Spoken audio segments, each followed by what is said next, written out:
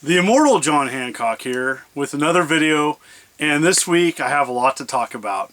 There's been a lot of talk about VR units, add-ons or systems that are coming out this next year. I'm here to talk about specifically the PlayStation VR. Is expensive add-ons worth it? That's to be determined.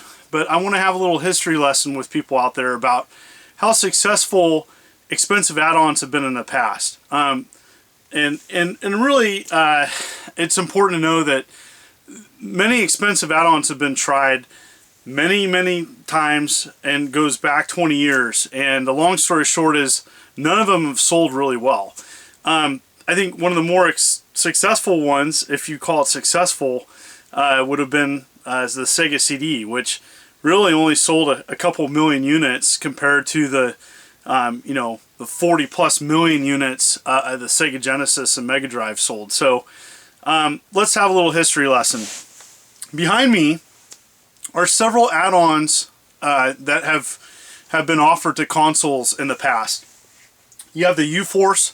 U-Force came out in 1989. It was 70 bucks. It again was advertised as something that you could be able to control totally differently. It was going to be a new experience. It totally stunk.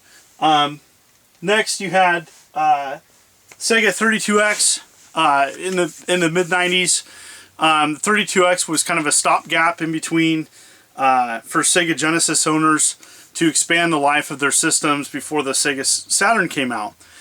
It retailed at like 150 bucks, and while there's some good games for the Sega 32X, it was a commercial failure. It sold, I think, 600,000 units. That's a dismal failure.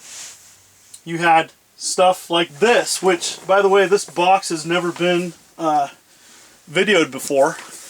This is a refurbished Victor Max Stuntmaster box, and it's a pretty rare box. Even came with some weird stuff. My version came with a cable that worked with the Genesis Model 2. This is often not documented either. This is an early VR headset. This is what VR was 20 years ago. The refurbished headset, I think, retailed at a couple $100, and again, nobody bought it. And there's a lot of reasons why. And I have other examples. I have the Sega Activator back here. All these were commercial failures. So, I'm not saying that the PlayStation VR is going to be a dismal failure. What I'm saying is my question to Sony, and my question to you is, to many people out there, is what is the definition of successful? And so, I know that recently the PlayStation VR went on pre-order and supposedly it sold out, though it doesn't say how many units were available for pre-order. But my question is that what defines something being successful as an add-on, and how expensive can something be before it becomes too much? Now, for my opinion, so the PlayStation VR gets announced, and they have one bundle that's $399. That doesn't come with the PlayStation camera or the Move controllers.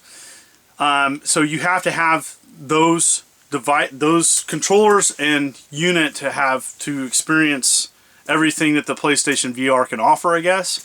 I know that there is one option to use the PlayStation 4 controller, but it's $399 without the camera and the controller. That's a lot of money. That's a lot of money for an add-on. There's never been an add-on that has been deemed successful priced at that. I honestly think that I want to try virtual reality. I think the virtual reality units coming out eventually will be successful.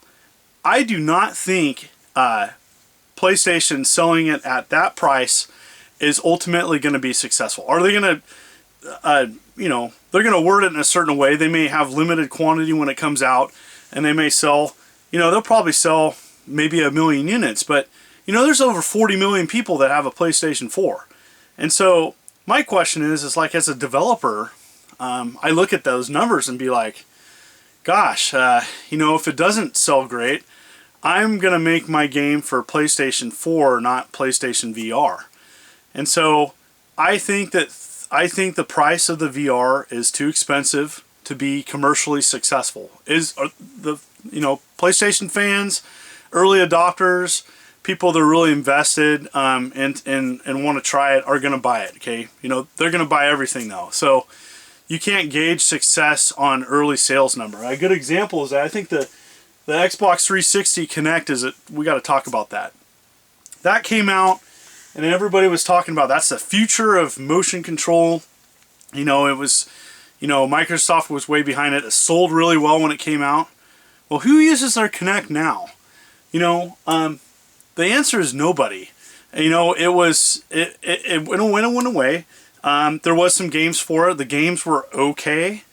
The games weren't great. There's not a single Kinect game that I would say I go and play every week or seek out and play. And there's some good. Kinect Adventures, which was packaged with the system, was pretty good.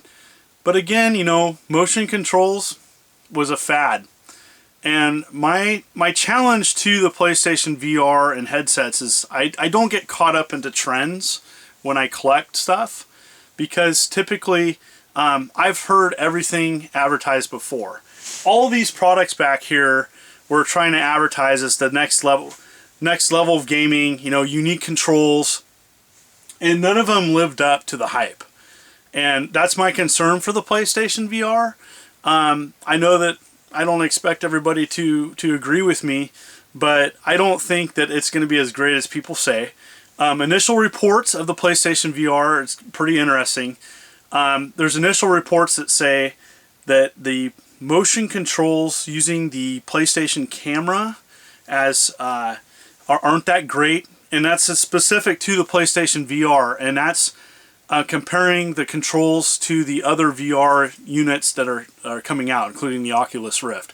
And so they're saying that the early reports is that the control is on the PlayStation VR.